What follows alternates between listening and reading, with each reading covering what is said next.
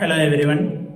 നമ്മൾ ഓരോരുത്തരും ഒരു മണിക്കൂർ സമയം ഇൻസ്റ്റഗ്രാം ചെലവഴിക്കുമ്പോൾ അല്ലെങ്കിൽ അതിൽ കൂടുതൽ സമയം നമ്മൾ ഇൻസ്റ്റഗ്രാം യൂസ് ചെയ്യുമ്പോൾ ജസ്റ്റ് ടൈം പാസിനപ്പുറം അതൊരു വലിയ AI അഥവാ ആർട്ടിഫിഷ്യൽ ഇൻ്റലിജൻസിനെ ട്രെയിൻ ചെയ്യുന്ന സംവിധാനങ്ങളെക്കുറിച്ചാണ് നമ്മൾ ഇന്ന് സംസാരിക്കുന്നത്. അഥവാ നമ്മൾ കാണുന്ന ഇൻസ്റ്റഗ്രാമിൻ്റെ പിന്നാമ്പുറങ്ങളെക്കുറിച്ചുള്ള ചെറിയൊരു യാത്ര. ഡീകോഡിംഗ് ടു റിയാലിറ്റി ഇന്ന് ചെക്ക് ചെയ്യുന്നത് വെറും ഇൻസ്റ്റഗ്രാം മാത്രം ഫോക്കസ് ചെയ്തുകൊണ്ടുള്ള കുറച്ച് അധികം കാര്യങ്ങളാണ്. പ്രധാനമായിട്ടും നമ്മൾ ഓരോരുത്തരും ദിനംപ്രതി ഇൻസ്റ്റഗ്രാം യൂസ് ചെയ്യുമ്പോൾ ലൈക്കായിട്ടും കമൻ്റായിട്ടും ഒരു ദിവസം ഇൻസ്റ്റഗ്രാമിന് 500 കോടിയിലധികം ഇൻട്രാക്ഷനുകളാണ് നടന്നുകൊണ്ടിരിക്കുന്നത്. അഥവാ ഇത്രയും ഡാറ്റാസ് AI ആർട്ടിഫിഷ്യൽ ഇൻ്റലിജൻസിൻ്റെയും മെഷീൻ ലേണിങ്ങിൻ്റെയും സഹായത്തോടു കൂടെ ഈ ഭീമൻ കമ്പനികൾ മനസ്സിലാക്കി ഓരോരുത്തരെ പറ്റിയിട്ടുമുള്ള ഡാറ്റ കളക്ഷനും ഓരോരുത്തർക്ക് വേണ്ടിയുമുള്ള അവതാറുകളെ ക്രിയേറ്റ് ചെയ്യാൻ ഇത്തരം കാര്യങ്ങൾ ഉപയോഗപ്പെടുത്തുന്നുണ്ട്. ലളിതമായിട്ട് പറഞ്ഞാൽ നമ്മളൊരു ദിവസം രാവിലെ എഴുന്നേൽക്കുന്ന സമയം മുതൽ നമ്മൾ മൊബൈൽ ഓപ്പൺ ആക്കുന്നു, ചിലപ്പോൾ ഇൻസ്റ്റഗ്രാം ഓപ്പൺ ആക്കി റീൽസ് കാണുന്നു, അല്ലെങ്കിൽ ജസ്റ്റ് മെസ്സേജ് അയക്കുന്നു തുടങ്ങി നമ്മൾ ജസ്റ്റ് റീലുകൾ എടുക്കുന്ന സമയത്ത് നമുക്കിഷ്ടപ്പെട്ട കുറഞ്ഞ കാലങ്ങൾക്ക് മുമ്പേ വരെ ഉണ്ടായിട്ടുള്ളത് നമുക്കിഷ്ടപ്പെട്ട ഒരു 1000 അല്ലെങ്കിൽ 500 റീൽസൊക്കെ ലോഡ് ചെയ്ത് വെച്ചിട്ടുള്ള ഒരു സംവിധാനമാണ്. എന്നാൽ അതിനപ്പുറം ഇന്ന് ഡിജിറ്റൽ കാലഘട്ടം വളരുന്നതിനനുസരിച്ച് ജസ്റ്റ് കുറഞ്ഞ റീൽസ് മാത്രമേ ലോഡാവുകയുള്ളൂ. അതിനുശേഷം ഓരോ റീലുകളും നമ്മൾ എത്ര സമയം സ്പെൻഡ് ചെയ്യുന്നു, എത്ര ലൈക്ക് ചെയ്യുന്നു, എത്ര സേവ് ചെയ്യുന്നു എല്ലാത്തിൻ്റെ അടിസ്ഥാനത്തിലാണ് മറ്റു റീലും കാര്യങ്ങളൊക്കെ നമുക്ക് സജഷനായിട്ട് വന്നുകൊണ്ടിരിക്കുന്നത്. ഇവിടെ പ്രധാനമായിട്ടും ഒരു ലൈക്കിനപ്പുറം നമ്മളൊരു റീല് സേവ് ചെയ്ത് വെക്കുന്ന സമയത്ത് 300 മടങ്ങ് അഥവാ സേവ് ചെയ്യുന്ന കോണ്ടന്റിന് ശക്തി ഉണ്ട് എന്നുള്ളതാണ് റിപ്പോർട്ടുകൾ നിലവിൽ സൂചിപ്പിച്ചുകൊണ്ടിരിക്കുന്നത്. അഥവാ ലൈക്കിനേക്കാൾ പ്രാധാന്യം സേവ് ചെയ്യുന്നതിനാണ്. എന്നാൽ ഇപ്പം ഈ കുറഞ്ഞ മാസങ്ങൾക്കുള്ളിൽ വീണ്ടും അപ്ഡേറ്റുകൾ വന്നു. നമ്മുടെ ചുറ്റുമുള്ള ആളുകളെ മനസ്സിലാക്കാൻ എളുപ്പത്തിൽ ഇൻസ്റ്റഗ്രാം അക്കൗണ്ട് നമ്മൾ ചുറ്റുമുള്ള നാട്ടിലുള്ള ആളുകളെയൊക്കെ മനസ്സിലാക്കാൻ വേണ്ടിയിട്ട് ഒരു പുതിയ അപ്ഡേറ്റ് എന്നുള്ള രീതിക്ക് നമ്മൾ ലൊക്കേഷൻ ഷെയർ ചെയ്യാൻ വരെ തുടങ്ങിയിട്ടുണ്ട്. ഇവിടെയൊക്കെ നമ്മൾ മനസ്സിലാക്കേണ്ടത് വെറും ഒരു ഫോട്ടോ ഷെയർ ചെയ്യുന്നത് കൊണ്ട് കൂടുതലൊന്നും സംഭവിക്കുന്നതിനപ്പുറം അതിൻ്റെ ഒപ്പം ഈ ഫോട്ടോയുടെ മെറ്റാ ഡാറ്റയും കാര്യങ്ങളൊക്കെ ഈ ഇൻസ്റ്റഗ്രാമിൽ ചെല്ലുന്നുണ്ട്. ജസ്റ്റ് നമ്മൾ മനസ്സിലാക്കുക, ഈ മെറ്റാ ഡാറ്റ എന്ന് പറയുന്ന സംഗതി അഥവാ നമ്മൾ സ്ഥലത്ത് നിന്ന് ഫോട്ടോ എടുക്കുന്ന സമയത്ത് സെൽഫി ആണെങ്കിലും അല്ലാത്ത ഫോട്ടോ ആണെങ്കിലും ഒക്കെ ആ സ്ഥലത്തിനെ പറ്റിയുള്ള ലൊക്കേഷൻ, അതേപോലെ ടൈമും കാര്യങ്ങളും, പ്രധാനമായിട്ട് ഈ 2 കാര്യങ്ങൾ മാത്രം മതി. അഥവാ നമ്മൾ ഏത് സമയത്ത് എവിടെയാണ് ഉള്ളത് എന്നുള്ളത് ഇൻസ്റ്റഗ്രാമിന് മനസ്സിലാക്കാൻ. അപ്പോൾ അതവിടെ ഷെയർ ചെയ്യപ്പെടുന്നുണ്ട്. എന്നിങ്ങനെ തുടങ്ങി ഒരു മെറ്റാ ഡാറ്റയും കാര്യങ്ങളൊക്കെ ഒരുപാടധികം ഡാറ്റാസ് വെച്ചിട്ട് നമ്മളെ പറ്റിയിട്ടുള്ള വിവരങ്ങളും ആളുകൾക്ക് എന്താണ് ഇഷ്ടം എന്നുള്ളത് ദിനംപ്രതി ഓരോ മണിക്കൂറുകൾക്കുള്ളിലും ഓരോ മിനിറ്റുകൾക്കുള്ളിലും ഇൻസ്റ്റഗ്രാം മനസ്സിലാക്കിക്കൊണ്ടിരിക്കുന്നുണ്ട്. ഇവിടെയൊക്കെ നോർമൽ ഒരു വ്യക്തി എന്നുള്ള രീതിയിൽ നമ്മൾ ജസ്റ്റ് റീല് കാണുമ്പോൾ, പോസ്റ്റ് കാണുമ്പോൾ നമ്മളിതൊന്നും അറിയാതെ യൂസ് ചെയ്യുമ്പോൾ ഇതിൻ്റെ അഡിക്ഷൻ ലെവലിലേക്ക് നമ്മൾ മാറിക്കൊണ്ടിരിക്കുകയാണ്. ഇപ്പം ഒരുപാട് ആളുകൾ ഫ്രണ്ട്സൊക്കെ ചോദിക്കുന്ന ഒരു കാര്യമാണ്, ഇതിൽ നിന്ന് എങ്ങനെ തിരിച്ചു വരാൻ പറ്റും, അഥവാ ഇൻസ്റ്റഗ്രാം മെട്രിക്സിൽ നിന്ന് അവർ മനസ്സിലാക്കാൻ തുടങ്ങി. ഓരോരുത്തരും ചിന്തിച്ച് മനസ്സിലാക്കാൻ തുടങ്ങി, നാം ഓരോരുത്തരും ജീവിക്കുന്നത് ഈ സോഷ്യൽ മീഡിയയുടെ മെട്രിക്സിലാണെന്നുള്ള കാര്യം ചിന്തിച്ച് തുടങ്ങിയിട്ടുണ്ട്. അവിടെ നമ്മൾ മനസ്സിലാക്കേണ്ടത് ഇതിൽ നിന്നൊക്കെ തിരിച്ചു വരാന്നുള്ളത് ഒരുപാട് ആളുകൾ നിലവിൽ ട്രൈ ചെയ്തിട്ട് വിജയിച്ചിട്ടുള്ള കാര്യമാണ്. കാരണം ഇത് മനുഷ്യന്മാരാണ് ഈ കാര്യങ്ങളൊക്കെ കണ്ടുപിടിച്ചിട്ടുള്ളത്. നമ്മളെക്കാൾ, ഞാൻ കഴിഞ്ഞ വീഡിയോയിൽ പറഞ്ഞതുപോലെ, നമ്മളെക്കാൾ ഒരുപാട് 100 മടങ്ങ് 1000 മടങ്ങ് കഴിവുള്ള ആളുകളാണ് ഇത്തരം കാര്യങ്ങൾ നമ്മളിലേക്ക് എത്തിച്ചുകൊണ്ടിരിക്കുന്നത്. അവർക്ക് അവിടെ ഈ ഇൻസ്റ്റഗ്രാം യൂസ് ചെയ്യുന്നതിനപ്പുറം അവർക്ക് ഇതിനെ ക്രിയേറ്റ് ചെയ്യുകയും ക്രിയേറ്റിവിറ്റിയുടെ അങ്ങേയറ്റം സൈക്കോളജിയും കാര്യങ്ങളൊക്കെ യൂസ് ചെയ്തിട്ടാണ് ഇത്തരം കാര്യങ്ങൾ നമ്മളിലേക്ക് എത്തിക്കൊണ്ടിരിക്കുന്നത്. ഇവിടെ ഇൻസ്റ്റഗ്രാമിൽ നമുക്ക് ഒഴിവാക്കാൻ ഇപ്പം നിലവിൽ ഞാൻ ഒരുപാട് അക്കൗണ്ടും കാര്യങ്ങളൊക്കെ ഫേക്ക് അക്കൗണ്ടായിട്ടും ഒക്കെ ഒരുപാട് അക്കൗണ്ടും കാര്യങ്ങളൊക്കെ യൂസ് ചെയ്തിട്ടുണ്ട്. കുറച്ച് കാലങ്ങളായിട്ട് ഇൻസ്റ്റാഗ്രാമിനെ പറ്റിയും മറ്റ് സോഷ്യൽ മീഡിയ പ്ലാറ്റ്ഫോമിനെ പറ്റിയിട്ടൊക്കെ റിസർച്ച് ആയിട്ടും ഗവേഷണങ്ങളും കാര്യങ്ങളൊക്കെ ചെയ്തിട്ടുണ്ട്. ഇത് മനസ്സിലാക്കാൻ കഴിയുന്ന കാര്യം, ഒരു ഏത് പ്ലാറ്റ്ഫോം ആണെങ്കിലും ഇപ്പം നമ്മൾ ഇൻസ്റ്റാഗ്രാമിനെ പറ്റി സംസാരിക്കുമ്പോൾ ഇൻസ്റ്റാഗ്രാമിനെ ഡീപ്പായിട്ട് മനസ്സിലാക്കി കഴിഞ്ഞാൽ നമുക്കതിൽ നിന്ന് മാറി നിൽക്കാനും ഈ ഒരു ലൈക്ക് ചെയ്യുന്ന സമയത്ത് എന്താണ് അപ്പുറത്ത് സംഭവിക്കുന്നത് എന്ന് മനസ്സിലാക്കി കഴിഞ്ഞാൽ നമുക്ക് ആ ഒരു ലൈക്കിനോടുള്ള അഡിക്ഷൻ അഥവാ ലൈക്ക് കിട്ടുമ്പോൾ അല്ലെങ്കിൽ നമ്മൾ ലൈക്കിന് വേണ്ടി വെയിറ്റ് ചെയ്യുന്ന സമയം നമുക്കത് മനസ്സിലാക്കാൻ പറ്റും. ലൈക്കിന് വേണ്ടിയുള്ളതല്ല ലൈഫ് എന്നുള്ളത്. ഇവിടെ എല്ലാവരും പറയുമ്പോൾ തന്നെ അഥവാ ഫ്രീ ആയിട്ട് ആണ് സംവിധാനം ലഭിക്കുന്നതെങ്കിൽ അതിന് നമ്മളാണ് പ്രൊഡക്റ്റ് എന്നുള്ള ഒരു കാര്യം ഇവിടെ മനസ്സിലാക്കേണ്ടത്. മെറ്റയുടെ കണക്കുകൾ അനുസരിച്ച് അഥവാ ഒഫീഷ്യലി ഉള്ളതും അൺഒഫീഷ്യൽ ആയിട്ടുള്ള കണക്കുകൾ അടിസ്ഥാനത്തിൽ 200 കാര്യങ്ങൾ, ഒരു മനുഷ്യന്റെ 200ഓളം കാര്യങ്ങൾ മെറ്റ നമ്മുടെ കയ്യിൽ നിന്ന് എടുക്കുന്നുണ്ട് എന്നുള്ളത് ഗവേഷണങ്ങൾ റിസർച്ചുകൾ വന്നിട്ടുണ്ട്. അതോടൊപ്പം തന്നെ ഒരു ഫോട്ടോ കിട്ടിക്കഴിഞ്ഞാൽ മെറ്റ എഐക്ക് അല്ലെങ്കിൽ AI ടെക്നോളജികൾക്ക് 3500 ഒബ്ജക്റ്റുകൾ മനസ്സിലാക്കാനുള്ള കഴിവുണ്ട്. നമ്മളൊരു ഫോട്ടോ ഷെയർ ചെയ്യുമ്പോൾ നമ്മൾ ഡ്രസ്സിന്റെ കളറ്, നമ്മുടെ കൈമിലുള്ള വാച്ച്, അഥവാ ഏതെങ്കിലും ബ്രാൻഡ് കാണുന്നുണ്ടെങ്കിൽ ആ ഒരു ഡീറ്റെയിൽസും കാര്യങ്ങളും തുടങ്ങി എല്ലാവിധ കാര്യങ്ങളും ഈ AI ടെക്നോളജിയും കാര്യങ്ങളും മനസ്സിലാക്കുന്നുണ്ട്. ഒരു ഫോട്ടോക്കപ്പുറം നമ്മളൊരു ഫേസ് മാത്രമല്ല, ഫേസ് ഉണ്ട്, ഫേസ് വെച്ചിട്ട് അവതാരം കാര്യങ്ങളും ക്രിയേറ്റ് ചെയ്യപ്പെടുന്നുണ്ട്. സോഷ്യൽ മീഡിയയിൽ പേഴ്സണലൈസേഷൻ എന്നുള്ള ഒരു ഓപ്ഷൻ ഉണ്ടാക്കി വരുന്നുണ്ട്. ഈ പേഴ്സണലൈസേഷൻ ഉണ്ടാകുന്നുണ്ടെങ്കിൽ പോലും അവിടെ മാനിപ്പുലേഷൻ എന്നുള്ള ഒരു കാര്യമാണ് അതിന് നേരെ വിപരീതമായിട്ട് നടന്നുകൊണ്ടിരിക്കുന്നത്. അതിനെപ്പറ്റിയും നമ്മൾ അവയർനെസ് ഉണ്ടായിരിക്കണം. ഇപ്പം ഇങ്ങനെ ഒരു ഫോട്ടോ ഷെയർ ചെയ്യുന്നത് പല ആളുകളും പ്രൈവറ്റ് അക്കൗണ്ട് ഷെയർ ചെയ്യുന്നവരുണ്ട്, പബ്ലിക് അക്കൗണ്ട് ഷെയർ ചെയ്യുന്നവരുണ്ട്, റീൽസ് കാണുന്നവരുണ്ട്, ജസ്റ്റ് മെസ്സേജിങ്ങിന് വേണ്ടി മാത്രം ഇൻസ്റ്റാഗ്രാം യൂസ് ചെയ്യുന്നവരുണ്ട്. എന്തൊക്കെയാണെങ്കിൽ പോലും 2020 ശേഷമാണ് ഈ റീൽസും കാര്യങ്ങളൊക്കെ ഒരുപാട് അഡിക്റ്റീവായിട്ട് വന്നിട്ടുള്ളത് എന്ന് അതോടൊപ്പം തന്നെ കൂടുതലും ഇന്ത്യ രാജ്യത്ത് ഒരുപാട് ആളുകൾ യൂസ് ചെയ്യുന്നതായിട്ട് റിപ്പോർട്ടുണ്ട്. ഇവിടെയൊക്കെ മനസ്സിലാക്കേണ്ടത് ഇൻസ്റ്റാഗ്രാമിന്റെ ഈ അൽഗോരിതം എന്നൊക്കെ പറയുമ്പോൾ അതിന്റെ ഈ ഒരു നമ്മളെ പിടിച്ചു നിർത്താനുള്ള കഴിവ്, ഓരോ സെക്കൻഡുകളും നമ്മൾ സ്ക്രോൾ ചെയ്യുന്നത്, ഈവൻ ഇപ്പോഴത്തെ പുതിയ റിപ്പോർട്ടുകളുടെ അടിസ്ഥാനത്തിൽ നമ്മൾ കിടന്നിട്ടാണോ അല്ലെങ്കിൽ നമ്മൾ ഇരുന്നിട്ടാണോ കാണുന്നത് ഉള്ള വിവരങ്ങൾ പോലും, നമ്മുടെ ക്യാമറ ഒന്നും ഓൺ ആവേണ്ട ആവശ്യമില്ല.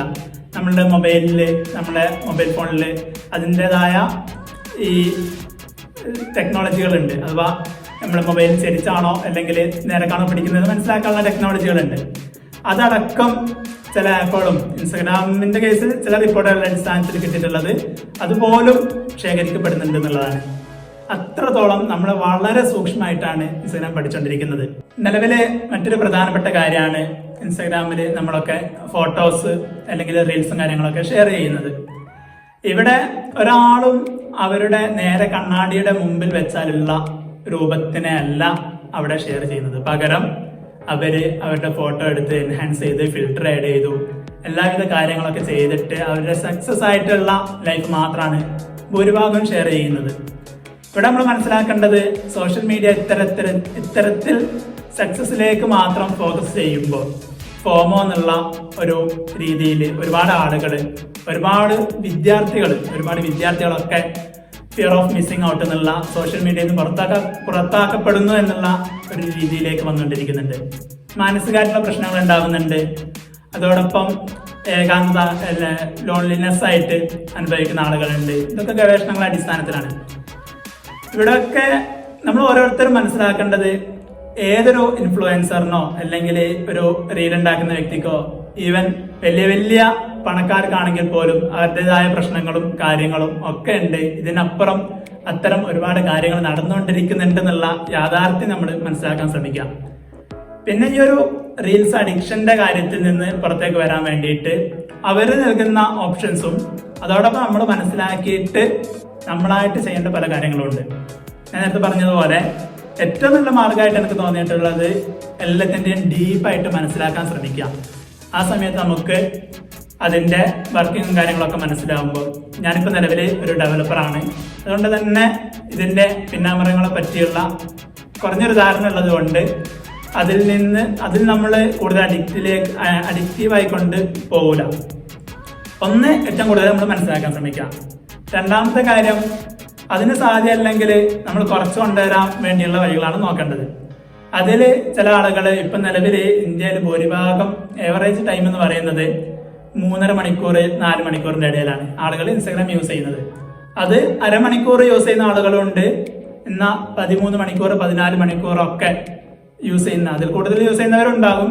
ആ ഒരു രീതിയിൽ യൂസ് ചെയ്യുന്ന ആളുകൾ വരെ ഇന്നത്തെ നമ്മുടെ ചുറ്റുപരിസരത്തും ഉണ്ട്. ഇവിടെ എന്തായാലും റീൽസും കാര്യങ്ങളും കാണുമ്പോൾ ഒരുപാട് കേട്ട് പരിചയമുള്ള കാര്യങ്ങളുണ്ട്, അഥവാ നമുക്ക് ഒരുപാട് കണ്ടന്റും കാര്യങ്ങളൊന്നും ഗ്രഹിക്കാനുള്ള കഴിവും കാര്യങ്ങളൊന്നുമില്ല. അഥവാ ബ്രെയിൻ റോട്ട് എന്നൊക്കെ പറഞ്ഞിട്ടുള്ള സംഭവങ്ങളെ പറ്റിയിട്ടൊക്കെ കേട്ട് മനസ്സിലാക്കിയവരുണ്ടാവും.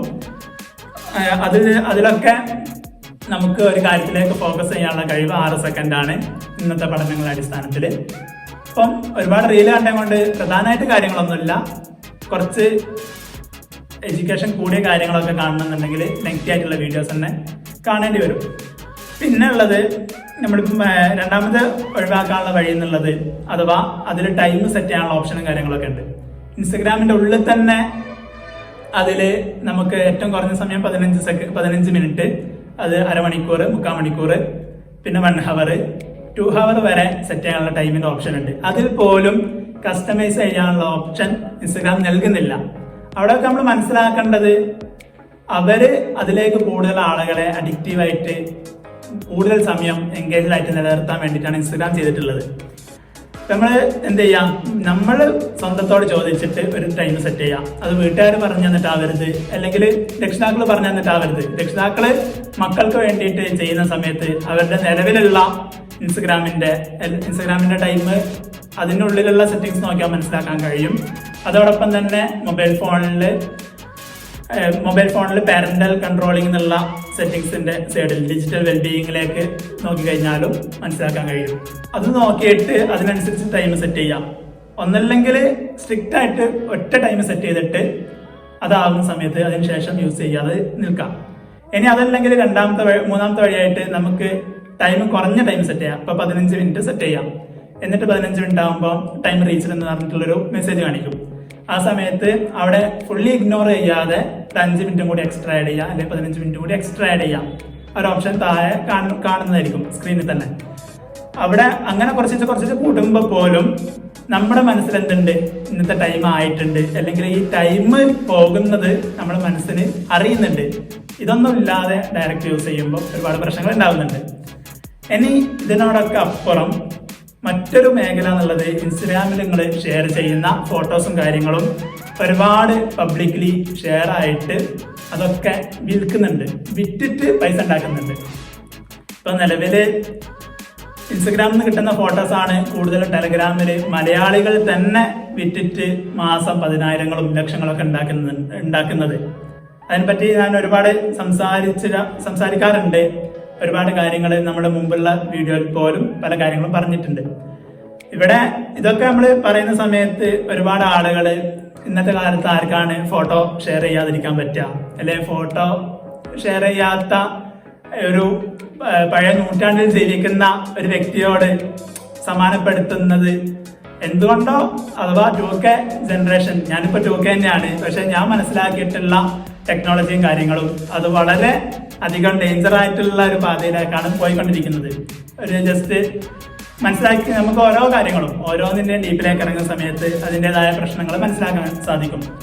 അതോടൊപ്പം തന്നെ മറ്റൊന്നാണ്, ഇപ്പോൾ ഫോട്ടോ ഷെയർ ചെയ്യുന്ന സമയത്ത് 4-5 ഫോട്ടോന് 10 രൂപ 20 രൂപ വീതം ഏത് തരം ഫോട്ടോസ് ഷെയർ ചെയ്ത് കഴിഞ്ഞാലും ദിനംപ്രതി, ഈവൻ എനിക്കിവിടെ നിങ്ങൾക്ക് മുന്നിൽ ഈ വീഡിയോ ഇടാതെ എൻ്റെ ഫ്രണ്ട്സിൻ്റെ കുറച്ച് ഫോട്ടോസ് എടുത്തിട്ട് ഷെയർ ചെയ്ത് കൊടുത്തിട്ട് എനിക്ക് മാസം 10,000-ങ്ങളോ ലക്ഷങ്ങളോ ഉണ്ടാക്കാനുള്ള മാർഗം നിലവിലുണ്ട്. നമുക്ക് യോജിച്ച പണിയല്ലാത്തത് കൊണ്ടും ഒരിക്കലും സപ്പോർട്ട് ചെയ്യാൻ പറ്റാത്ത കാര്യമായതുകൊണ്ട് മാത്രമാണ്.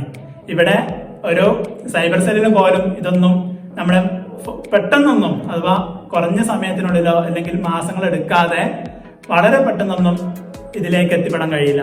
VPN മനസ്സിലാക്കി കഴിഞ്ഞാൽ VPN സംവിധാനങ്ങളും ടെലഗ്രാമും അനോണിമസ് ആയിട്ടുള്ളതും ഹൈഡിങ്ങും എല്ലാം കൂടി യൂസ് ചെയ്ത് കഴിഞ്ഞാൽ കുറച്ചധികം റിസ്ക് തന്നെയാണ് ഈവൻ സൈബർ സെല്ലിന് പോലും നമ്മൾ മനസ്സിലാക്കാൻ എന്നുള്ളതാണ് മനസ്സിലാക്കേണ്ടത്. അവിടെ ഇതിപ്പോൾ ഫോട്ടോ ഷെയറിങ്ങിൻ്റെ കാര്യമാണെന്നുണ്ടെങ്കിൽ ഓരോ ട്രെൻഡ് വരുന്ന സമയത്ത് അതിൻ്റെ ഫോട്ടോസ് ഷെയർ ചെയ്യുന്നത്, ഇപ്പം ജെമിനിൻ്റെ കാര്യങ്ങളാണെങ്കിലും പിന്നെ അതേപോലെ ഇപ്പൊ നിലവിൽ നമ്മുടെ വീട്ടിലുള്ള ഒരു പരിപാടി ആണെങ്കിൽ പോലും ലൈവായിട്ടുള്ള ഫോട്ടോസും കാര്യങ്ങളും ഓൺ ദ സ്പോട്ട് ഷെയർ ചെയ്യുന്നത് മാക്സിമം കുറക്കുക. ഇൻസ്റ്റഗ്രാമിന്റെ കേസിലാണെങ്കിലും വാട്സപ്പിന്റെ കേസിലാണെങ്കിലും അതിൽ മാക്സിമം നമ്മൾ on the spot photos share ചെയ്യുമ്പോൾ നമ്മൾ നേരത്തെ പറഞ്ഞ ഇൻസ്റ്റഗ്രാമിന് മെറ്റഡാറ്റ കിട്ടുന്നതിനപ്പുറം നമ്മളെ പറ്റിയിട്ടുള്ള മുഴുവൻ വിവരങ്ങളും നിങ്ങൾ അറിയുന്നതും അറിയാത്തതുമായ ഫോളോവേഴ്സ് ലിസ്റ്റിലേക്ക് എത്തിപ്പെടുന്നുണ്ട്. അറിയാത്തതെന്ന് ഇവിടെ പറയാനുള്ള കാരണം, ഒരു വ്യക്തിക്ക് നിങ്ങളിപ്പം പ്രൈവറ്റ് അക്കൗണ്ട് ആണ് യൂസ് ചെയ്യുന്നതെങ്കിൽ പോലും നിങ്ങളിലേക്ക് എത്തിപ്പെടാൻ നിങ്ങളെ അക്കൗണ്ട് ഓപ്പൺ ആക്കി കഴിഞ്ഞാൽ അതിനടിയിൽ വരുന്ന സജഷനും കാര്യങ്ങളൊക്കെ നിങ്ങളെ ഫോളോ ചെയ്യുന്ന അല്ലെങ്കിൽ തിരിച്ച് ഫോളോവേഴ്സ് ആയിട്ടുള്ള ആളുകളായിരിക്കും. അവരാദ്യം ജസ്റ്റ് ഒരു 10-25-50ഓളം ജസ്റ്റ് ഫോളോ ചെയ്യും. ദെൻ നിങ്ങൾക്ക് റിക്വസ്റ്റ് അയക്കും. ആ റിക്വസ്റ്റ് അയക്കുന്ന സമയത്ത് നിങ്ങൾ ജസ്റ്റ് നോക്കുന്ന സമയത്ത് നിങ്ങൾക്ക് വലിയ പരിചയം എന്നുള്ള അക്കൗണ്ട് അല്ല, എന്നാൽ പോലും അവിടെ മ്യൂച്വൽ ഫ്രണ്ട്സ് ആയിട്ട് 25 ആളുകൾ അല്ലെങ്കിൽ 50 ആളുകളുണ്ട്. ആ സമയത്ത് നിങ്ങൾ അക്സെപ്റ്റ് കൊടുക്കുകയാണ്. അങ്ങനെ ഇതൊക്കെ പ്രാക്ടിക്കലി അപ്രൂവ്ഡ് ആയിട്ടുള്ള കാര്യങ്ങളാണ്, പരീക്ഷിച്ചറിഞ്ഞിട്ടുള്ള കാര്യങ്ങളാണ്. ഇതൊക്കെ നമ്മൾ മനസ്സിലാക്കേണ്ടത്. ഇതിന്റെ ഒക്കെ പ്രശ്നങ്ങൾ എന്ന് പറഞ്ഞാൽ നിങ്ങളെ ഫോട്ടോസ് ഈ ദുരുപയോഗം ചെയ്യാൻ വേണ്ടിയിട്ട് നിങ്ങളെ ചുറ്റുപരിസരത്തുള്ള ആളുകൾ ഇതിനെപ്പറ്റി ഡീപ്പായിട്ട് നിങ്ങൾ ഓരോ കാര്യങ്ങളെ പറ്റിയും മനസ്സിലാക്കാൻ വേണ്ടി ശ്രമിക്കുക. അഥവാ ചുറ്റുപരിസരത്തുള്ള ആളുകൾ, കോളേജ് ഫ്രണ്ട്സിന്റെ ഇടയിലുള്ള ആളുകൾ, വീട്ടിൽ പോലും സ്വന്തം അമ്മയുടെ ഫോട്ടോസ് അല്ലെങ്കിൽ പെങ്ങളെ ഫോട്ടോസ് അയച്ചു കൊടുക്കുന്ന ആളുകൾ നമ്മുടെ കേരളത്തിൽ നിലവിലുണ്ട്. അപ്പൊ അവിടെയൊക്കെ മനസ്സിലാക്കേണ്ടത് അവരവരുടെ പൈസ ഉണ്ടാക്കാൻ വേണ്ടി മാത്രം ചെയ്യുമ്പോൾ ഇത്തരം കാര്യങ്ങൾ കൂടി നമ്മൾ വളരെയധികം ഗൗരവമായിട്ട് കാണേണ്ട ചില ഭാഗങ്ങളാണ്. എന്നിങ്ങനെ തുടങ്ങി ഫോട്ടോസ് ഷെയർ ചെയ്യുന്ന സമയത്ത് ഇത്രയൊന്നും പറഞ്ഞാൽ പോലും ഒരിക്കലും അംഗീകരിക്കാൻ പറ്റാത്ത ഒരു മനോഭാവമുള്ള ഒരുപാട് ആളുകൾ നമുക്കിടയിലുണ്ട്. അവരോട് എനിക്ക് പറയാനുള്ളത്, നിങ്ങൾ ഫോട്ടോസ് ഷെയർ ചെയ്യുമ്പോൾ മാക്സിമം ഫേസ് ഉള്ള ഫോട്ടോസ് ഒഴിവാക്കാൻ ശ്രമിക്കാം. പകരം മാത്രമല്ല പ്രൈവറ്റ് അക്കൗണ്ട് ആക്കി വെക്കും. അക്കൗണ്ട് ആക്കി വെച്ചിട്ട് സ്വന്തം ഫേസ് കാണുന്ന നല്ല ഭംഗിയുള്ള ഒരു ഫോട്ടോ ആയിരിക്കും പ്രൈവറ്റ് അക്കൗണ്ടിനെ DP ആക്കി വെച്ചിട്ടുണ്ടാവുക, അഥവാ പ്രൊഫൈൽ ഫോട്ടോ ആക്കി വെച്ചിട്ടുണ്ടാവുക. അവിടെ നമ്മൾ മനസ്സിലാക്കേണ്ടത്, നിങ്ങളുടെ അക്കൗണ്ട് മനസ്സിലാക്കാനും ആളുകൾക്ക് തിരിച്ചറിയാനും അത് വളരെ എളുപ്പമാണ്. ആ ഒരു സാഹചര്യത്തിൽ മാക്സിമം പ്രൈവറ്റ് അക്കൗണ്ട് ആണെങ്കിൽ DP ഏതെങ്കിലും ഒരു തരത്തിലുള്ള തിരിച്ചറിയാത്ത കാർട്ടൂൺ ആയിട്ടുള്ളതോ അല്ലെങ്കിൽ ആധാരമായിട്ടുള്ള ഫോട്ടോസോ യൂസ് ചെയ്യാം. എന്നിട്ട് അതിനുള്ളിൽ ഈ പറഞ്ഞ രീതിയിൽ നിങ്ങൾക്ക് ഫോട്ടോസ് മാക്സിമം ഒഴിവാക്കാൻ വേണ്ടി ശ്രമിക്കാം. ഇപ്പം ഞാനിപ്പോൾ നിലവിൽ ഇൻസ്റ്റാഗ്രാം യൂസ് ചെയ്യുന്നത് വളരെയധികം കുറവാണ്. ഒരുപാട് അക്കൗണ്ടും കാര്യങ്ങളൊക്കെ ഡിലീറ്റ് ചെയ്തു. ജസ്റ്റ് ഒരു അക്കൗണ്ട് മാത്രമാണുള്ളത്. അത് നിലവിൽ ഫോളോവേഴ്സോ കാര്യങ്ങളോ അല്ലെങ്കിൽ ലൈക്ക് ചെയ്യാൻ വേണ്ടിയിട്ട് ഞാനിപ്പോൾ നിലവിൽ ആ ഒരു അക്കൗണ്ട് യൂസ് ചെയ്യുന്നില്ല. അപ്പം ഇതൊന്നും അറിയാത്ത രക്ഷിതാക്കൾ ഇന്നും നമ്മുടെ നാട്ടിലുണ്ട്. ഇന്നലെ മിഞ്ഞാന്ന് നാട്ടിൽ ജസ്റ്റ് ഈ ഇൻസ്റ്റഗ്രാം പറഞ്ഞാൽ എന്താണ് എന്നുള്ള ഒരു ചോദ്യത്തുമ്മലാണ് ഞാൻ ഈ ഒരു വീഡിയോ ചെയ്യുന്നത്.